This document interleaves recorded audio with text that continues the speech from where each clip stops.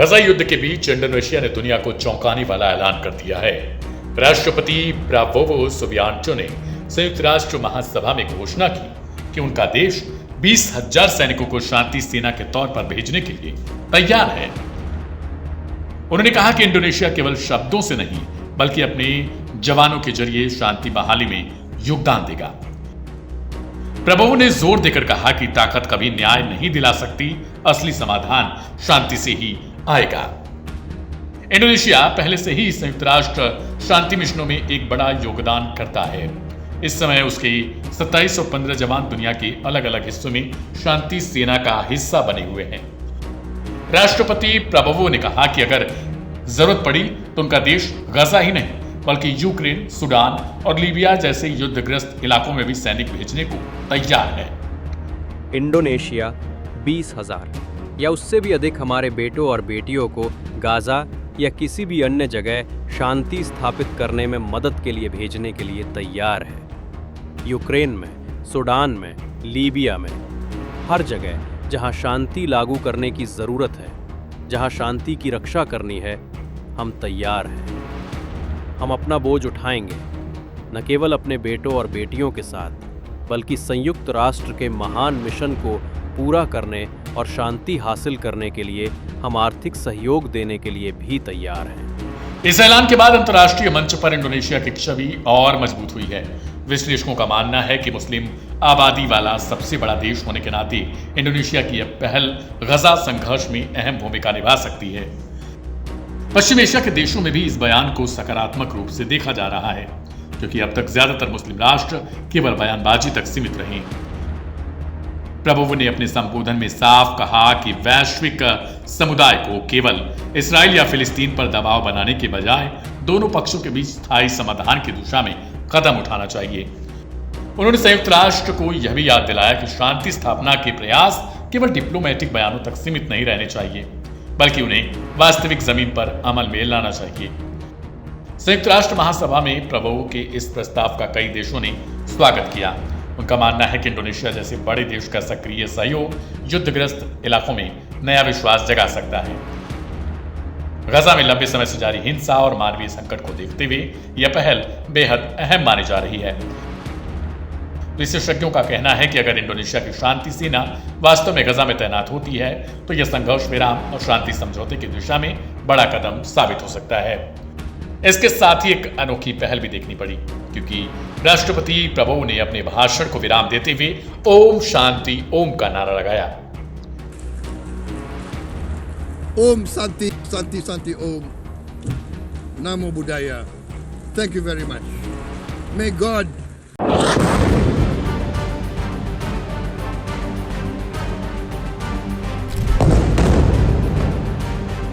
Gaza में Israel का हमला लगातार तेज होता जा रहा है।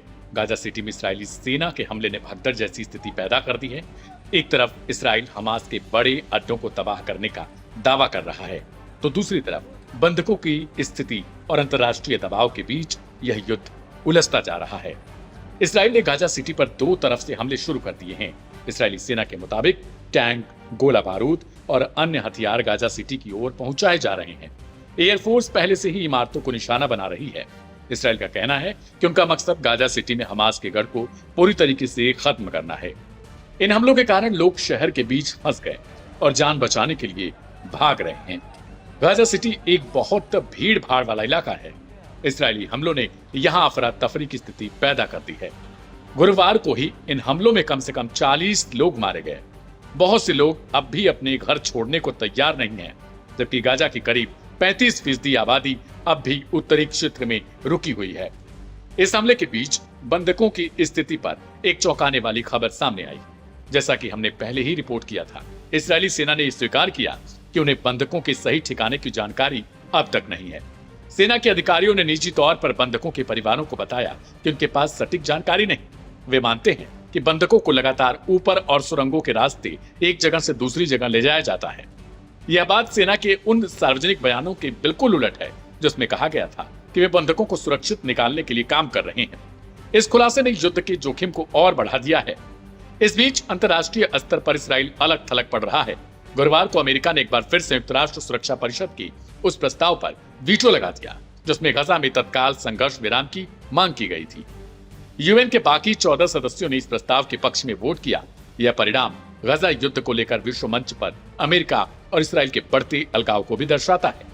इस प्रस्ताव में गजा की मानवीय स्थिति को बहुत खराब बताया गया था और इसराइल से फिलिस्तीनियों को सहायता पहुंचाने पर लगे सभी प्रतिबंध हटाने का आह्वान किया गया था।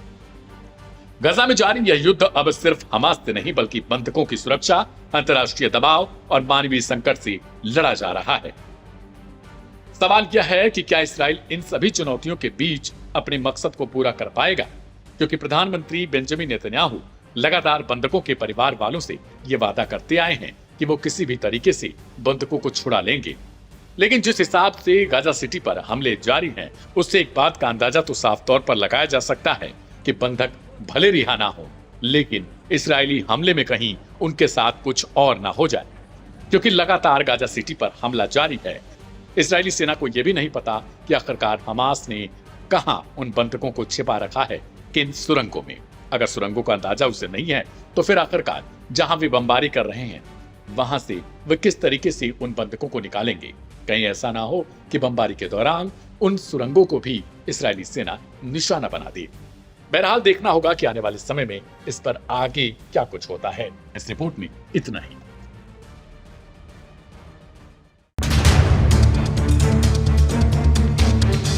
मिडिल ईस्ट जंग का वो मैदान जिसने हजारों लोगों की जान ले ली है, जबकि हजारों लोग घायल हो चुके हैं। यहाँ चल रही जंग में परिवार के परिवार खत्म हो चुके हैं और तो और लाखों लोग बेघर हो गए हैं। पीड़ित बस यही चाहते हैं कि अब जंग थम जाए, क्योंकि इस जंग का अंत हो नहीं रहा और लोग मारे जा रहे हैं। हैरानी की बात तो यह है कि इस जंग में मरने वालों की संख्या सबसे ज्यादा महिलाओं और छोटे छोटे मासूम बच्चों की है। जी हाँ, इस जंग की मुख्य कड़ी है इजराइल, जो हमास को खत्म करने के नाम पर गाजा में तबाही मचाने में जुटा हुआ है। बल्कि इस जंग में हूती विद्रोहियों की जब से एंट्री हुई है, तब से ये जंग और ज्यादा खतरनाक हो चली है। हूतियों ने भी इजराइल की नाक में दम कर रखा है और तो और पिछले कुछ दिनों से हूतियों ने इजराइल पर हमले तेज कर दिए हैं। इसी की वजह से इजराइल में बीते 24 घंटे खौफ और हमलों के नाम रहे हैं। एक तरफ यमन के हूती विद्रोहियों का ड्रोन एलात के एक होटल में गिरा,